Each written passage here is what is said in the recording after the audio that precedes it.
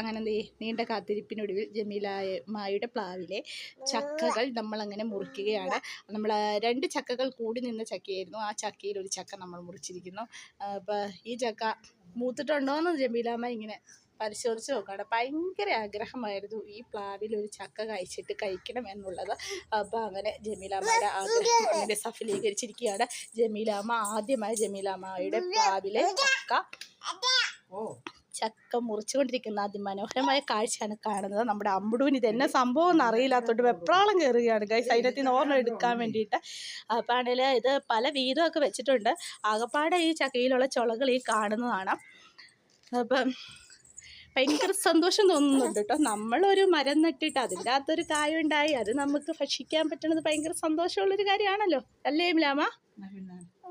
അങ്ങനെ എൻ്റെ ഒരു കുഞ്ഞു സന്തോഷം. അപ്പോൾ ആണെങ്കിൽ ജമീലാമ്മയുടെ അടുത്ത വീട്ടിലുള്ളവർക്കൊക്കെ ഒത്തിരി ഒന്നും കൊടുക്കാനില്ലായിരുന്നു. 1-2 ചുളകളൊക്കെ വെച്ച് വീതം വെച്ചിട്ടുണ്ട് കേട്ടോ. ഇനി ഒരാൾക്ക് വീതം വെച്ചേക്കണതാണ്. അപ്പോൾ ആണെങ്കിൽ നമ്മുടെ അമ്പുടൂനാണെങ്കിൽ ഇത് കണ്ടിട്ട് തന്നെ സംഭവം എന്നൊക്കെ ഓർത്ത് അമ്പുടു കുഞ്ഞ് നോക്കി നിൽക്കണതാണ് കേട്ടോ ബഹളം വെച്ച്. അമ്പുണ്ണി നിച്ച് വേണോടി പ്ലാവിലെ ചക്കപ്പയ്യം? ഓ അമ്പുടൂന് വേണോടി തക്കപ്പയ്യം?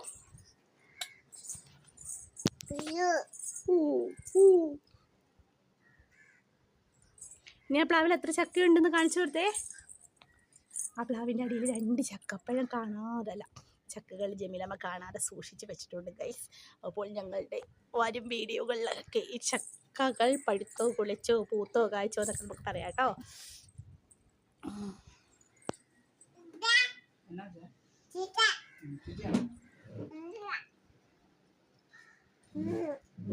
അപ്പോൾ ദേ അമ്പുടും ജമീലാമ്മയും കൂടി ചക്ക മുറിച്ചുകൊണ്ടിരിക്കുകയാണ് ഗൈസ്.